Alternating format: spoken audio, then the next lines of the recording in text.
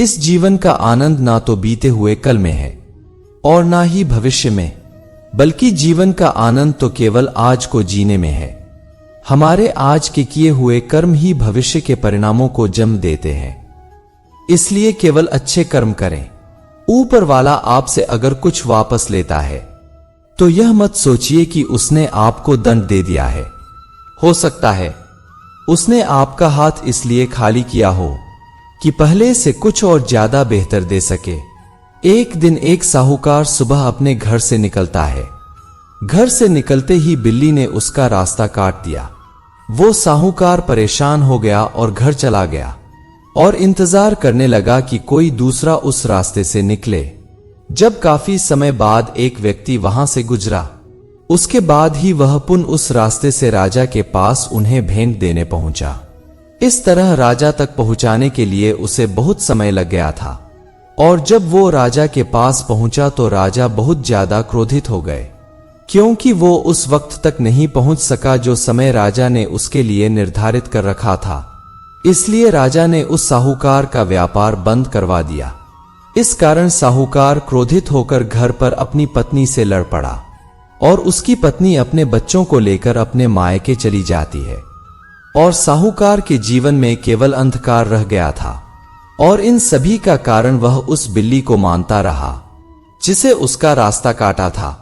बिल्कुल ऐसा ही एक दूसरा साहूकार जो राजा से मिलने तय समय पर निकला, उस साहूकार का भी रास्ता एक बिल्ली ने काट दिया। वह साहूकार भी थोड़ा सा परेशान हुआ, परंतु उसने आगे बढ़ना ही सही समझा और वो राजा के पास उचित और निर्धारित समय पर पहुंचकर उसने राजा को भेज दिया और राजा काफी प्रसन्न हो गया और राजा ने साहूकार को अपना व्यापार बढ़ाने की अनुमति दी। उसे कई सारे स्वर्ण मुद्राएं और आभूषण दिए। साहूकार घर पहुंचा और उनमें से कुछ आभूषण वह अपनी पत्नी को दिए और अपने बच्चों के लिए नए कपड़े और खिलौने भी लाया। उसके घर चारों तरफ हंसी खुशी का माहौल था। इन दोनों साहूकारों के साथ एक ही समान स्थिति थी, लेकिन दोनों का निर्णय एक जैसा ही था। ऐसा ही हमारा जीवन है। हमारे जीवन में भी कई समस्याएं आती है, परंतु उससे भी ज्यादा हमारी सोच ज्यादा महत्वपूर्ण होती है। हमारी सोच ही हमारे जीवन को नया आयाम देती है। इसलिए अगर हम जीवन को आनंद में बनाना चाहते हैं तो सकारात्मक सोच रखना होगा। यदि एक रास्ता बंद हो जाता है तो ईश्वर उसकी जगह 10 रास्ते खोल देते हैं। इसलिए उन रास्तों को पहचानें। परमात्मा एक बार आपको ऐसे व्यक्ति से मिलाएगा जिसके आने से आपका जीवन पूरी तरह से बदल जाएगा। इसीलिए उसे पहचानो और संभाल कर रखो। हर इंसान को कर्म में विश्वास करना चाहिए, क्योंकि ये जगत ही कर्म योग है। कर्म आपके हाथ है, न परिणाम नहीं। इसलिए अपने काम पर ध्यान लगाए और मेहनत निरंतर करते रहे। अपने कार्यों को लालच के लिए नहीं करना चाहिए, बल्कि उन्हें समाज कल्याण के लिए और निस्वार्थ भाव से करना चाहिए। इससे हम अपनी आत्मा को शुद्ध करते हैं और समाज को भी बेहतर बनाने में मदद करते हैं। भावना के साथ समृद्ध और सामाजिक उन्नति की दिशा में कदम बढ़ाते हैं। हमारी उदासी हर कोई नहीं समझ पाता, क्योंकि हम किसी से मिलने पर पहले मुस्कुरा देते हैं। जो ज्यादा भोजन करता है या ज्यादा ही सोता रहता है वह कभी भी योगी या महान व्यक्ति नहीं बन सकता। इसलिए जितना जरूरी है उतना ही खाए, कितना जरूरी है उतना ही सोए और कर्म करते रहे। जो रिश्ते केवल मतलब के लिए होते हैं वे केवल मतलब तक ही साथ देते हैं, लेकिन जो रिश्ते दिल से जुड़े होते हैं रिश्ते आखिरी सांस तक बने रहते हैं। कर्म वह फसल है जिसे हर इंसान को हर हाल में काटना ही पड़ता है। इसलिए हमेशा अच्छे बीज बोए ताकि अच्छे परिणाम रूपी फसल को काट सके। ईश्वर कहते हैं कि मैं सभी जीवों के दिल में रहता हूं। जब हम यह समझते हैं कि ईश्वर हमारे दिल में है तो हमारी भावनाओं में और अपने आसपास के लोगों के साथ एक नया लाल मेल बनता है। हम समझते हैं कि हर जीवन रूप से अद्वितीय है और हर किसी के अंदर एक दिव्यता बसी हुई है। भले और अच्छे लोगों की परीक्षा भगवान अवश्य लेते हैं। लेकिन साथ कभी नहीं छोड़ते। और बुरे लोगों को भगवान बहुत कुछ देते हैं, परंतु साथ कभी नहीं देते।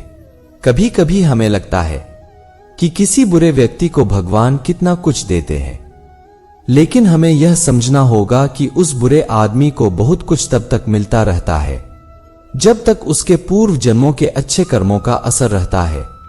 जब उसके पूर्व जन्मों के अच्छे कर्मों का असर कम हो जाता है, फिर उसके इस जन्म के बुरे कर्मों का परिणाम उसे अवश्य ही मिलना शुरू हो जाता है। सब समय का खेल है।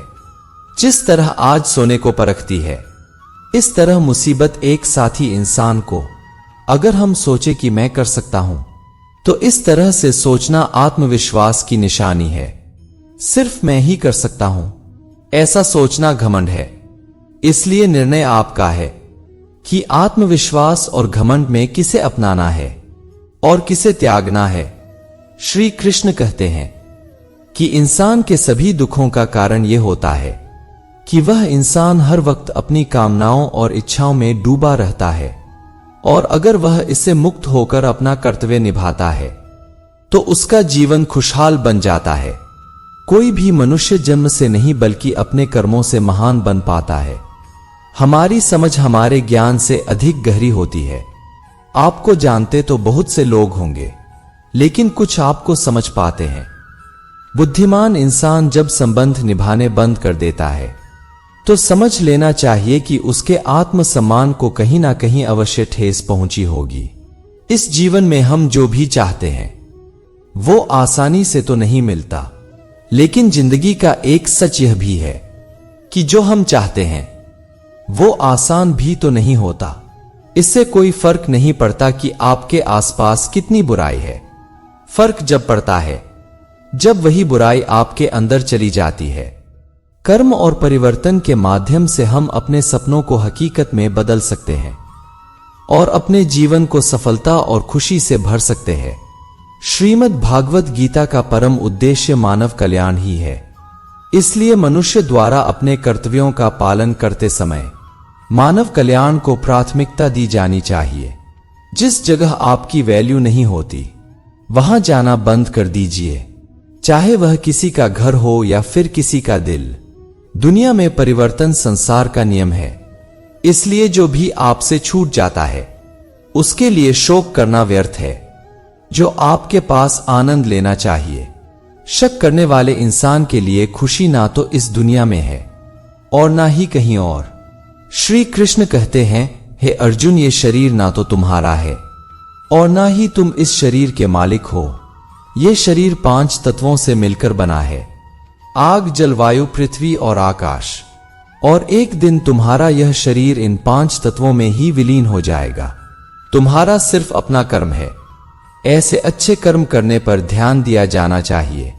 सही कर्म वो नहीं होते जिनका परिणाम हमेशा सही हो, बल्कि सही कर्म वे होते हैं जिनका उद्देश्य कभी गलत नहीं होता। जो दान किसी जरूरतमंद को कर्तव्य समझकर बिना किसी संदेह के दिया जाता है, वही दान सबसे उत्तम होता है। जो मिला है उसे संभालो, यह सबसे महत्वपूर्ण है। सबको सब नहीं मिलता है और वह बिना किसी कारण के नहीं मिलता है। जिस व्यक्ति को आपकी कदर नहीं, उसके साथ खड़े रहने से ज्यादा अच्छा होगा अकेले रहना। ढूंढना है तो उसे ढूंढो जो आपकी परवाह करता है, क्योंकि इस दुनिया में आपको इस्तेमाल करने वाले तो अपने आप ही ढूंढ लेते हैं। आपके सच्चे दोस्त वह होते हैं जो आपके साथ खड़े होते हैं। अपने आवश्यक कामों को जितना जल्दी हो सके पूरा कर लो, क्योंकि वास्तव में काम करना कुछ न करने से ज्यादा बेहतर होता है। दोस्तों, यह वीडियो यहीं पर समाप्त होती है। मैं आशा करता हूं आपको यह वीडियो जरूर अच्छी लगी होगी और ऐसी ही वीडियो को सुनने के लिए चैनल को लाइक और सब्सक्राइब करें। मिलते हैं अगली वीडियो में। जय श्री कृष्णा।